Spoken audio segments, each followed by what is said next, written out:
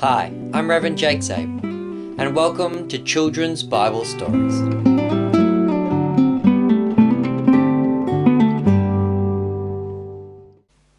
Hello children, and welcome back to Children's Bible Stories. I'm your host, Reverend Jake Zabel. Today we're going to be doing the story of Joseph interpreting dreams.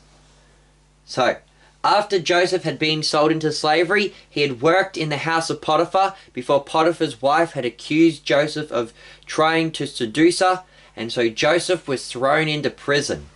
While Joseph was there in prison, he met two other prisoners, a man who had formerly been Pharaoh's cupbearer and a man who had formerly been Pharaoh's baker.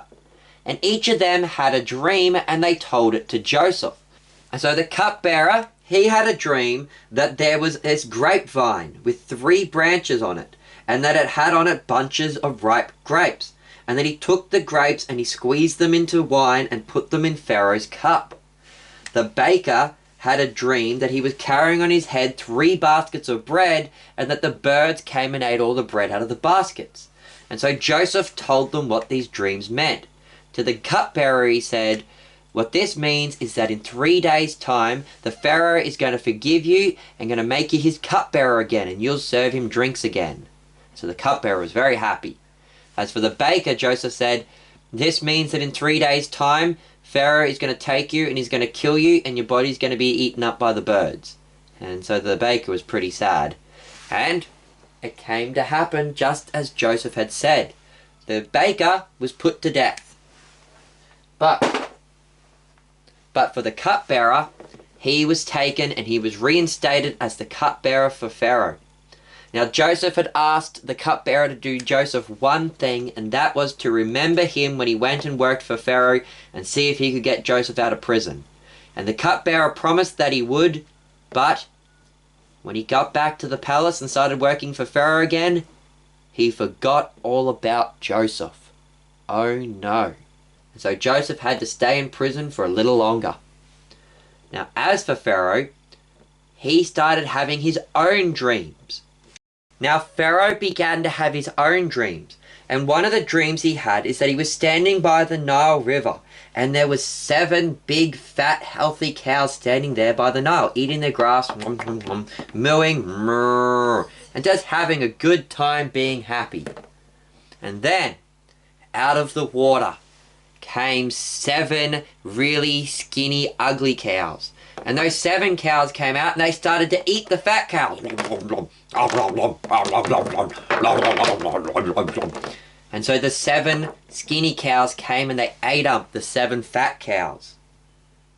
Then Pharaoh had another dream where he saw 7 good heads of corn growing on their corn stalks. And then along came 7 skinny, thin corn heads, and they ate up the good corn heads. Now Pharaoh was very worried by these dreams, and so he called all his magicians and his wise men and his sorcerers to come and tell him what the dream meant. But none of them could actually tell him what the dream meant. And then the cupbearer, he remembered Joseph. And he came and he told Pharaoh about how he had been in prison and how Joseph had told him what his dream meant and how it had come true. And so the Pharaoh said, "Then bring Joseph to me and let him tell me what the dream meant." So Joseph came and he interpreted Pharaoh's dream for him. He said the 7 fat cows and the 7 good ears of corn, that referred to 7 years of bounty and plenty when Egypt would have plenty to eat. As for the 7 skinny cows and the 7 bad ears of corn, these referred to 7 years of drought and famine, when everyone would be hungry and starving and there'd be nothing to eat. He then added that since God had sent Pharaoh this dream twice, therefore God had established that this definitely would come true. And then Pharaoh said, "What is it that we should do?" And Joseph told him, what we should do is that during the 7 years of plenty, we should build big barns and silos, and we should gather into them as much grain and food as we can, so that when the 7 years of drought come, we will be able to have enough to eat. And so that's exactly what Pharaoh did. He listened to Joseph. And during the 7 years of plenty, they built big barns and silos and stored up heaps and heaps of wheat so that when the 7 years of drought came, they'd have plenty to eat.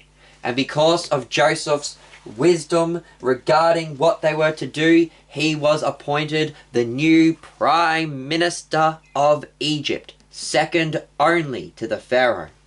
And that's our story for today, children. I've been your host, Reverend Jake Zabel. Goodbye and God bless.